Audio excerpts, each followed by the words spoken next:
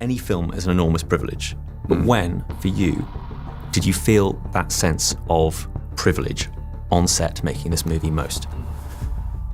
I think really I felt that sense of privilege as I drove in the morning over the sand dunes on the beach at Morocco for the first day's shoot, or actually the test day.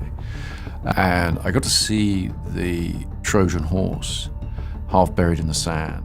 Christopher Nolan just brought the greatest Greek myth to the big screen. But shooting a massive war and surviving the open ocean using real IMAX cameras.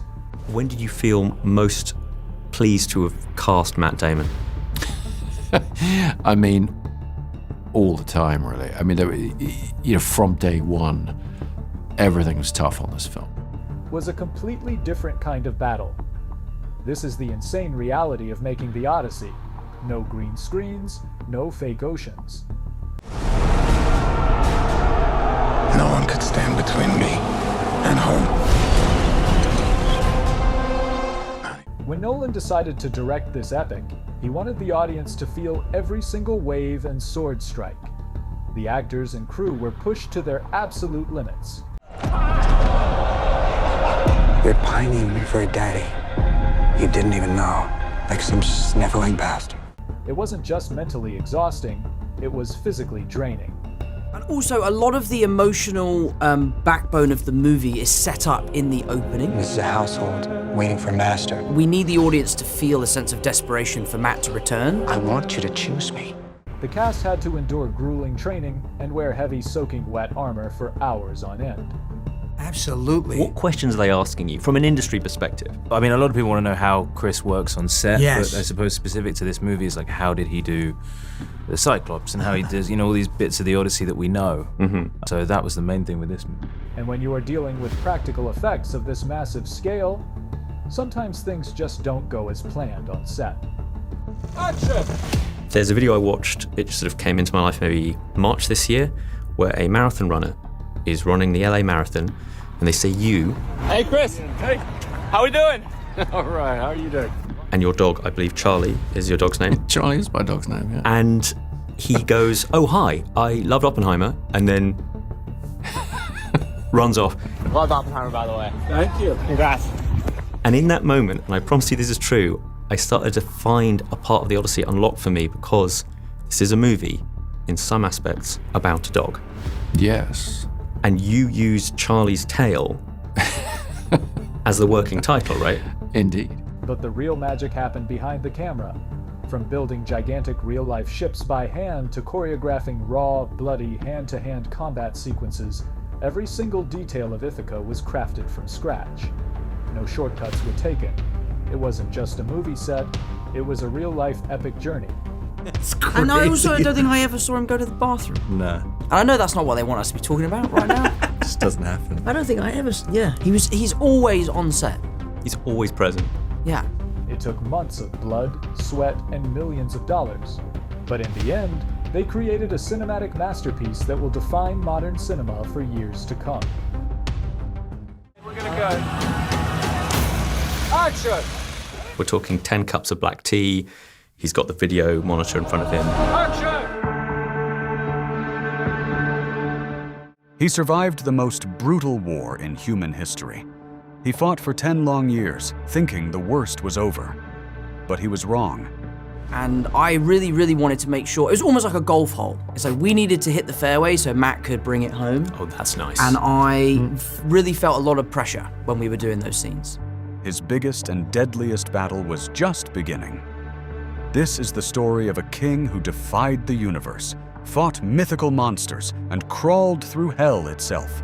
Yeah, but they're just joy, like, because you don't know who's going to be in, and then you're like, oh, wow, oh, love, oh, Elliot Page.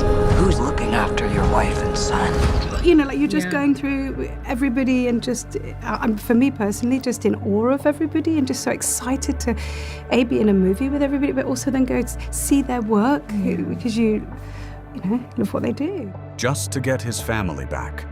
For years, the world thought Odysseus was dead. His kingdom, the great island of Ithaca, has been completely overrun. Coming to the Odyssey, I spent a lot of time before I would write just familiarizing myself with the even just trying to remind myself of what I remembered the Odyssey to be. What were the things that I would want to see, you know, in a film. And then when I came to the text, you know, you get to the bit with Argus that you're referring to, the bit with his loyal hunting dog, and it, as a new dog owner. It is no longer a place of honor. It has become a house of greedy, power-hungry men. These suitors have invaded his home. We're gonna go. Action! We're talking 10 cups of black tea. He's got the video monitor in front of him. Action! They are eating his food, drinking his wine, and trying to force his grieving wife to marry one of them. Never leaves, doesn't go to the bathroom, doesn't eat. He stands right behind the camera, which I love. All directors should do that, because then you have this relationship with the director, not just the camera, but the director's eyes are right there, and you feel so present. It makes you feel even more present. They want his throne, and they want to completely erase his legacy from history. The only person standing in their way is his young son. They're not giving up power to you or Odysseus. Do you think life goes back to the way it was? A son who grew up without a father, surrounded by enemies in his own home. But unlike the rest of the world, he still believes. It's quite amazing. Like, I mean, Chris is the draw, like, for all of his movies. And his name is synonymous with, like, having a kind of massively experiential movie, the biggest movies you can possibly see. And it's like, I don't know, it'd be so cool to just be cool to experience what it's like to be him for a little bit. He knows his father isn't just a man, he is a force of nature, and he is waiting for the day the king returns to clean house. Be honest, who of your friends, family, and colleagues was most actively jealous to hear you'd got this gig? Jealous? Jealous? Oh, I don't know no. if I got jealous. But getting back to Ithaca is a nightmare. Odysseus doesn't just have to cross an ocean, he has to survive the wrath of the gods themselves. Every time he sets sail, the ocean turns into a battlefield. He faces terrifying mythical creatures, devastating storms, and the slow, agonizing starvation of his crew. Christopher Nolan's vision of this journey isn't just about CGI monsters, it's about psychological torture. It's about how much pain a human being can take before they completely break. Odysseus is stripped of everything. His army is gone. His ships are destroyed. His pride is shattered. But the one thing they couldn't take from him was his will to go home. When a man has absolutely nothing left but hope, he becomes the most dangerous creature alive. When the king finally reaches the shores of his homeland, he doesn't announce his return. He doesn't march in with an army. He comes in disguised as an old, weak beggar. He watches the suitors disrespect his house. He watches them threaten his son. He counts every single face in the room, silently planning their execution. The tension builds until the perfect moment. The doors to the Great Hall are locked. The weapons are hidden away. And the old beggar finally reveals who he truly is. What follows is not a battle. It is a massacre.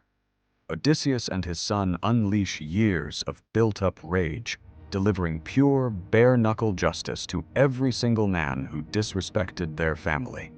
It is a chaotic, bloody symphony of revenge. In the end, the Odyssey isn't just a myth about gods and monsters. It's a story about human endurance.